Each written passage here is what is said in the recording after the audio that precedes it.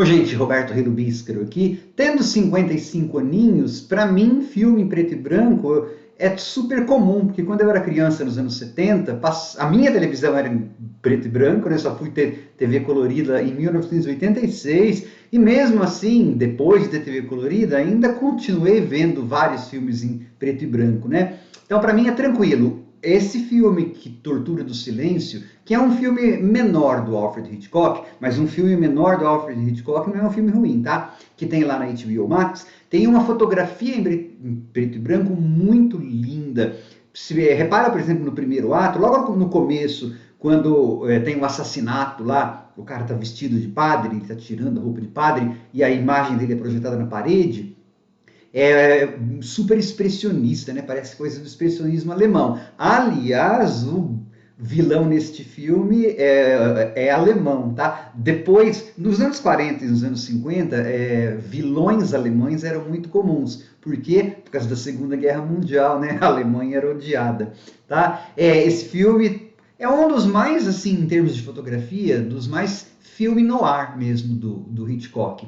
E os três atos são bem diferentes, a marcação dos atos é bem diferente. Ele é um filme problemático. Ao final do vídeo, ou mais pro final, eu vou ter que dar spoiler, tá? Mas eu aviso antes. De qualquer forma, é um filme bem legal para assistir. Antes de continuar, gostaria de convidá-los a se inscreverem no canal Robertando, curtir os vídeos, compartilhá-los, eu agradeço bastante. O filme já começa com um assassinato, que é esse alemão que assassina um advogado, e ele já imediatamente confessa para a personagem principal, que é o padre, interpretado pelo sempre denso Montgomery Clift, né? E que deu um trabalho para o Hitchcock durante o filme, porque o Montgomery Clift era um daqueles atores do Actors Studio. Qualquer ação que ele fizesse, qualquer fala, tinha que ter uma motivação profunda. Então tem cenas que ele demorou assim 4 horas para gravar, né? Porque ele sempre queria ver, ele estava com o coach de professor de interpretação dele do lado.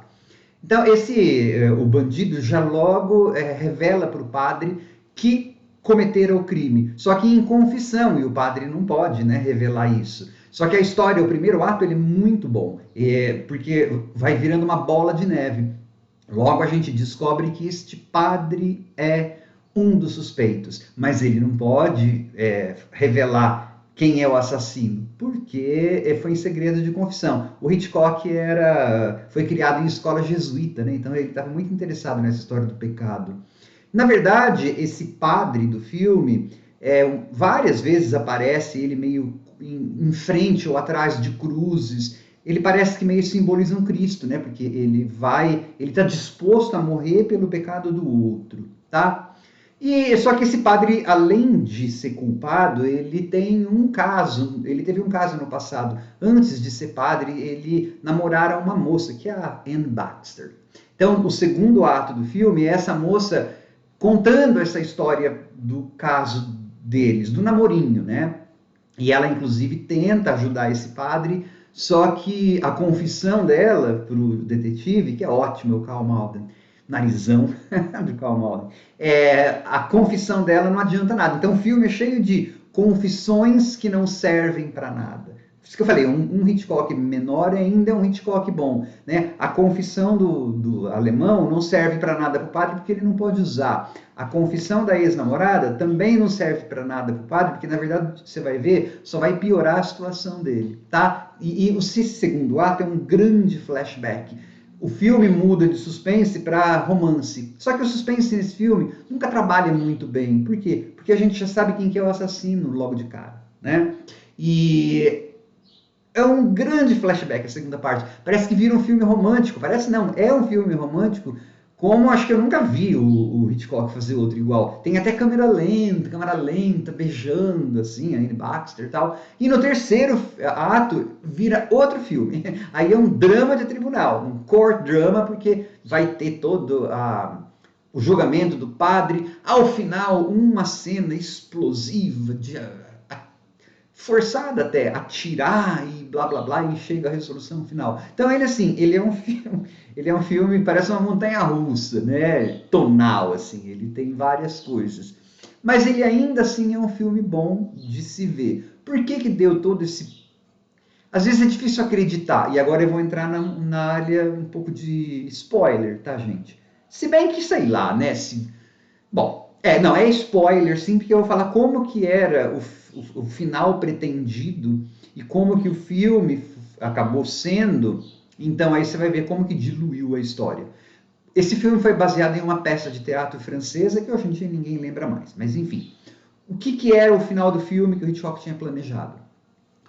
Ao final, o padre morreria para defender a honra da moça, por quê? Porque ele seria pai do filho ilegítimo dela. Só que isso era muito forte em 1953, o padre morrer e tal. Então o padre não morre e ele não tem esse filho ilegítimo com a moça, tá? Então o padre morrendo seria super Jesus Cristo, né? Pagando pelos pecados do alemão. Na versão que a gente tem, o padre é considerado inocente, blá blá blá. Só que assim, eles falam assim, por exemplo, no filme, não, eu não posso falar nada, a moça, né? Porque senão isso vai prejudicar a carreira do padre. Mas isso que ficou no filme é só um casinho, um namorinho que ele teve com a moça no passado. Foi antes dele ser padre e era só um namorinho. Você não tem nada muito forte, né?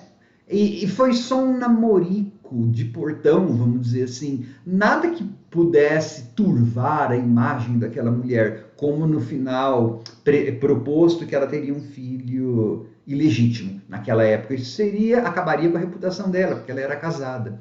Críticos da época, 1953, acharam, olha só, hein, alguns críticos da época acharam, não, mas esse namorinho dele antes, isso não tem nada a ver, não prejudicaria a reputação dessa mulher. Na época, hoje a gente vendo isso, se fica, né? Só que tem que ver com esses olhos. Então é assim, é um filme ruim, Tortura do Silêncio? Não, os atores estão tão bons. A Anne Baxter, sim. Aliás, a personagem da Anne Baxter, que é... Então ela tá toda sofredora. Aí quando sai o veredito do coisa e o padre fica livre, você vai ver, presta atenção nisso. E ela, então, ela amava o padre, não tinha superado o padre e tal. Quando ele era, ela vira com o marido dela, então agora vamos para casa. Eu falei, uou! Vote! Eu falei, é assim que vira. Então, o filme, ele é um Hitchcock menor porque ele é cheio desses, sabe, desses defeitinhos por conta, talvez, dessa reestruturação que ele teve que fazer no filme, né? Mas tem vários dos elementos do Hitchcock estão lá, aqueles olhares entre os atores, né, entre os personagens. Como eu falei no começo, um Hitchcock menor ainda é um bom filme de Hitchcock, tá? Tchau.